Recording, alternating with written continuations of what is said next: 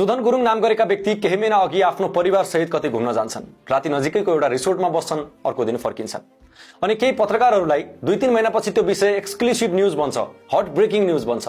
जस्तो कि वर्षौं अघि कुनै ठूलै अपराध गरेर भागेको अपराधी पक्राउ परेको जस्तो, या त कुनै ठूलै काण्डको माछा समातिए जस्तो।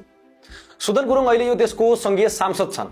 उनी कुनै सार्वजनिक पदमा नहुँदा कतै घुम्न गएको बसेको कुरा समाचार बन्नुपर्ने विषय नै होइन। त्यसैमाथि उनको चरित्रलाई समेत नङ्ग्याउने गरी कुनै केटी मान्छेसँग जोडेर बनाइएका समाचार एक पत्रकारिताको विद्यार्थीको नाताले हेर्दा सरासर बायस्ड र कसैको चरित्र हत्या गर्ने उद्देश्यबाट प्रेरित देखिन्छन्।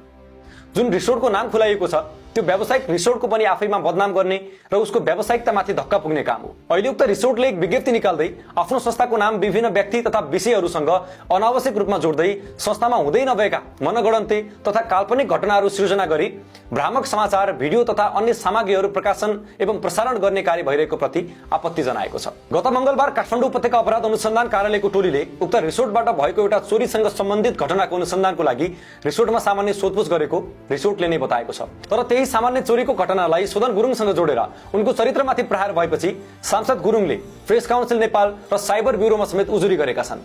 नेपाल प्रहरीले अनुसन्धानको सिलसिलामा गरेको सामान्य सोधपुछ तथा विवरण संकलनको प्रक्रियालाई समेत अतिरञ्जित ढंगले प्रस्तुत गर्दै केही व्यक्तिहरूले आफूलाई सञ्चारकर्मीको रूपमा परिचित गराई होटलका कर्मचारी तथा कामदारहरूलाई अनावश्यक दबाव दिने, त्रसित बनाउने, जबरजस्ती अभिव्यक्ति दिन बाध्य पार्ने तथा संस्थाको छविलाई नकारात्मक रूपमा प्रस्तुत गर्ने प्रयास गरिरहेको तथ्य समेत रिसोर्टले खुलाएको छ। यसरी बुझ्दा यो घटनालाई अतिरञ्जित बनाउने पत्रकारले जसरी पनि सुदन गुरुङलाई बदनाम गर्न खोजेको देखिन्छ। एउटा जननिर्वाचित माननीय सांसद, त्यसमा पनि निवर्तमान गृहमन्त्रीको जसरी पनि चरित्र हत्या गर्ने र उसलाई राजनीतिक तथा नैतिक रूपमा गिराउने अभियान रिसोर्टले नै विज्ञप्ति निकालिसकेपछि असफल भएको छ।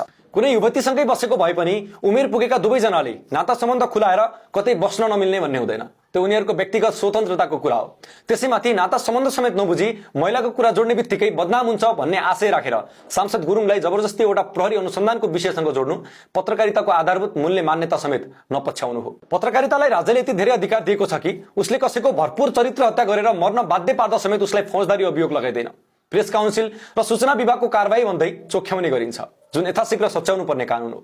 कसैको बारेमा आफैले भ्रामक र कपोकल्पित समाचार बनाएर प्रसारण गर्ने अनि पीडितले उजुरी गर्दा प्रहरीमा नभई प्रेस काउन्सिलमा गर्नुपर्ने झन्झटिलो र अप्ठ्यारो प्रक्रियाले पनि पीडित भएका तमाम घटनाहरू छन्। अनि समाचारको विषयमा सञ्चार माध्यमले माफी मागेको नाटक गरेमा या समाचार हटाइदिएमा प्रहरीसम्मै नपुग्ने पीडित मारा कानूनले पीडितलाई आत्महत्या गर्न बाध्य पारेका केही घटनाहरू पनि सतहमा नआएका होइनन्।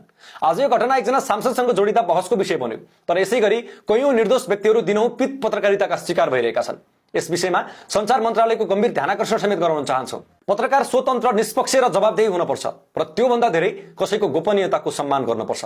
तर यहाँ आफै पत्रकार, आफै अदालत बन्ने केही नाम चलेका सञ्चार माध्यम र पत्रकारहरूले गर्दा दिनहुँ कयौं पीडित झन पीडित भइराखेका छन्।